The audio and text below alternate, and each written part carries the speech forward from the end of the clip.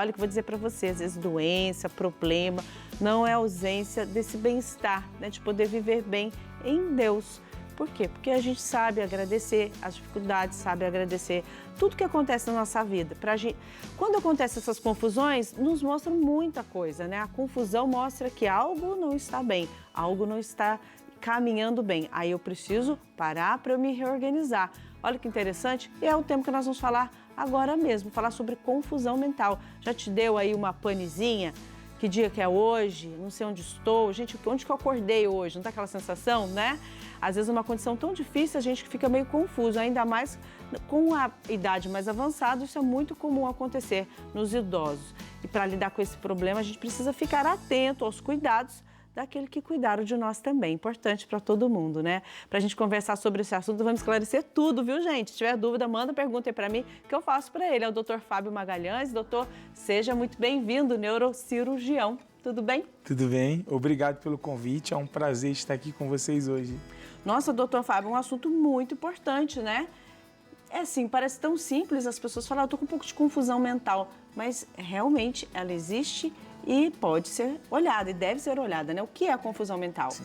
Então, quando a gente fala de confusão mental, a gente fala de uma alteração no estado de consciência, em que algumas funções cerebrais, em que a gente chama de superiores, elas são comprometidas. A atenção, a memória, o nível de consciência. Isso vai caracterizar de que forma? Só na idade mais avançada ou toda a idade pode acontecer? Não, a confusão mental ela pode se apresentar em todas as idades, só que ela ocorre principalmente nos idosos, né? Então, os idosos são a faixa etária mais acometida, né? Os extremos de idade seriam os mais suscetíveis quando a gente fala de confusão mental, principalmente em idosos. O que isso acontece? Como ela é caracterizada? Como acontece a confusão mental? Então, quando a gente fala de confusão, a gente fala principalmente em uma alteração no foco, em se concentrar, em uma alteração na atenção. Dá um exemplo, gente. Então, é uma pessoa que ela pode perder a desorientação, pode estar desorientada, né? Não ter noção de onde está. Então, tem uma desorientação temporoespacial, o local que está, o dia, a cidade. E também é uma pessoa que pode não conseguir lembrar quem é, né? Perder essa consciência autopsíquica, quem eu sou. Né? Lembrar de parentes. Eu não sei quem é, talvez... Mas isso acontece com frequência, num tempo curto? Ah, hoje eu fui para a feira, de repente não percebi onde que eu estava, só estava na feira. Né? Mas isso acontece sempre ou é algo mais pontual? A confusão mental, quando ela acontece de forma aguda, ela é uma condição médica denominada de delírio, que são os quadros mais frequentes de confusão mental.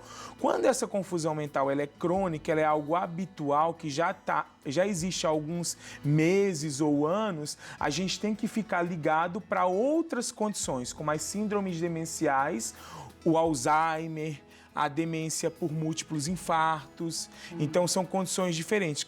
A confusão mental é algo agudo ou subagudo. Ela acontece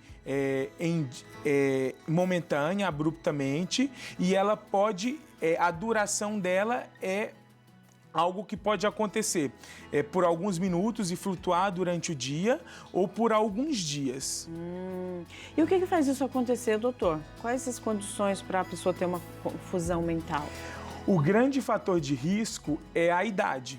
Então, pacientes acima de 60 anos, idosos, são a faixa etária mais frequente para esse tipo de condição. Só que existem outros fatores, como por exemplo a polifarmácia. O que seria isso? O uso de múltiplas medicações, a suspensão abrupta ou o uso de medicação sem orientação médica também e a gente não ter noção dos efeitos colaterais dessas medicações. Alguns outros fatores, desde uma febre simples, né? Como um nível de febre alta ou uma infecção urinária e doenças mais complexas como AVC, como traumatismo craniano, também podem gerar um quadro confusional. E aí a pessoa nessa confusão, ela teme, gera um medo, né? Ela começa a perceber que ela fala falhas, né? Ai, nossa, tô meio confusa, não sei que dia que é hoje.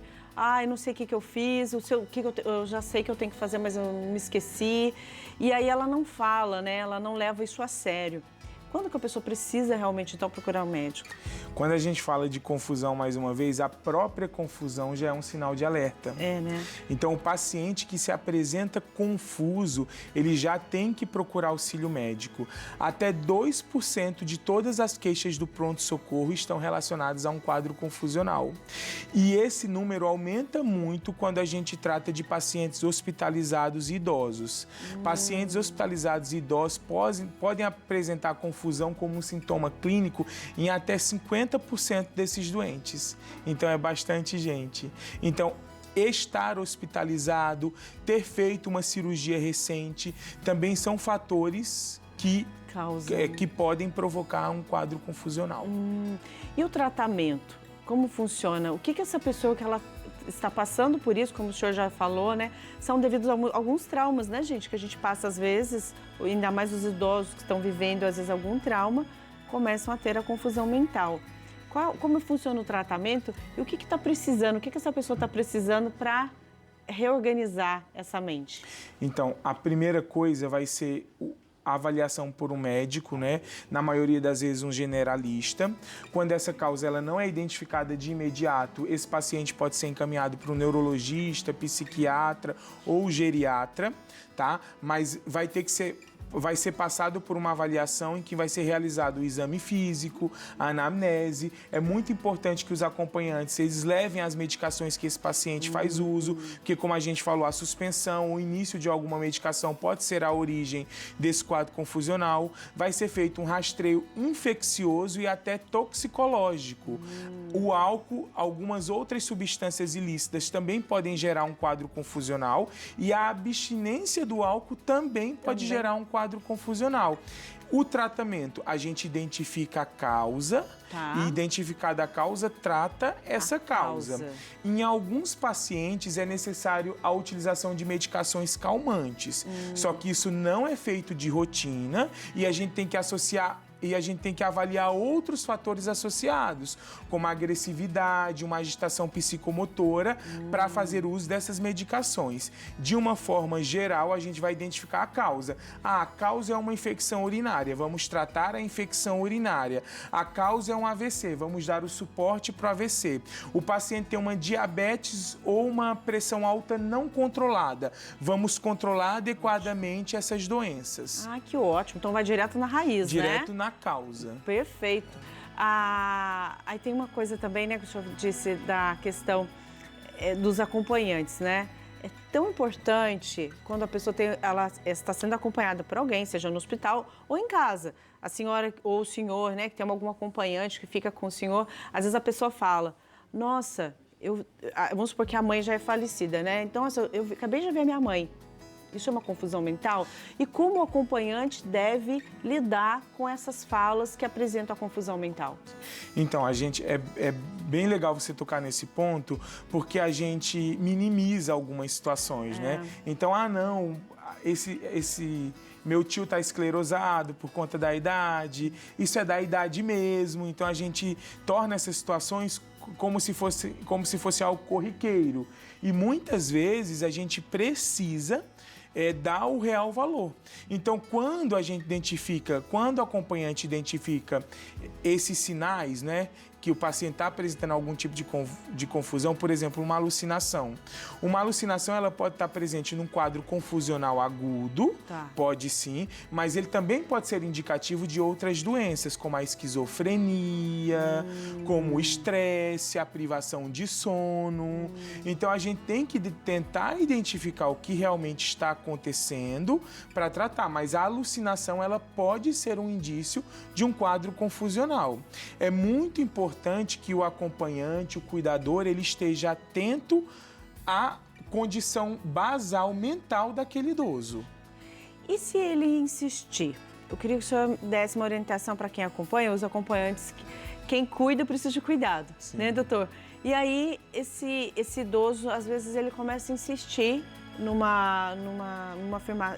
ele fica repetindo aquilo. Como que o acompanhante deve lidar com ele naquele momento? Para não ficar mais difícil a situação para a pessoa, né? É sempre importante que esses pacientes que estão passando por alguma alteração cognitiva, as pessoas que cuidam deles, elas sempre se apresentem, né? A gente não mude de maneira rotineira a rede de cuidadores para que eles identifiquem sempre aquela pessoa, o cuidado, o respeito são muito importantes e o acolhimento, né, para que esse paciente ele se sinta de fato a queixa que ele está falando, as suas colocações elas estejam sendo acolhidas e respeitadas, né? A gente tem que ter cuidado porque essa rede de cuidado ela pode inclusive funcionar como um fator de proteção, de prevenção para a confusão. Então, ter sempre os mesmos cuidadores, se apresentar, estimular aquele paciente a fazer uma leitura, assistir televisão, né, para estar sempre com a mente ativa. Isso também é um fator de proteção para a confusão mental. Que ótimo. Eu ia te perguntar isso agora a respeito da prevenção, né? Se ela é causada, se a confusão mental ela é causada desde uma infecção de urina, né, para outras situações traumáticas ou até mesmo de alguma doença ou hospitalar, alguma situação assim, como fazer para prevenir, né? Então, o cuidado, o acolhimento, isso tudo faz a diferença, né? Tem mais alguma outra forma de prevenção? Tem sim, além dessas questões, a gente também sabe que hoje a rotina, né, com atividades físicas, né? Hoje a gente sabe que 50 minutos de atividade física diária por aproximadamente 5 dias na semana é um fator de proteção para as doenças cardiovasculares como o infarto e cerebrovasculares como AVC e de uma maneira geral para a prevenção de síndromes demenciais como o mal de Alzheimer, que seria uma confusão mental crônica, tá? E uma boa alimentação, uma boa nutrição, a hidratação. Então, tudo isso hoje é considerado fator de proteção. O controle das doenças crônicas, como a hipertensão arterial, o diabetes e a alteração no colesterol, que são as dislipidemias, o cuidado com a tireoide, com o fígado, né, que a gente, a partir de uma certa idade, a gente tem que ter atenção para esses órgãos. Que maravilha! Eu acho que tudo isso que o senhor falou agora dá para todas as idades, né? Independente da situação, né? Exatamente. É isso. Principalmente se você não tem idade avançada, se você é uma pessoa nova, é o momento de se cuidar porque você já tem um fator de proteção a mais, que é a baixa idade. Né? Porque a gente sabe que acima de 70 anos aumenta consideravelmente o risco de confusão mental. Nossa, doutor, que maravilha, viu? Maravilha. Eu acho que o cuidado e também o acompanhamento médico e ficar de olho, tendo acolhimento, acho que tudo dá para caminhar bem e não ter a confusão mental que também é tão agressiva para quem passa, né? Sim. Nossa. E a gente tem, e exatamente isso, né? A confusão mental, ela pode, além da alteração da consciência, ela vir associada a essas desordens psicomotoras, como agitação, até mesmo uma hipoatividade e uma alteração importante no padrão sono-vigília. Tá? Então, o paciente troca o dia pela noite, ele flutua o comportamento durante o dia. Então, qualquer alteração dessas que a gente está falando aqui, que forem observadas, elas deve ser dado valor clínico, né, para isso e a procura de um médico especialista. Maravilha. Doutor, muito obrigada. Isso. Foi muito boa a sua presença aqui, volte mais. Obrigado pelo convite. Que maravilha, para a gente conversar mais sobre a vida, né, como a gente deve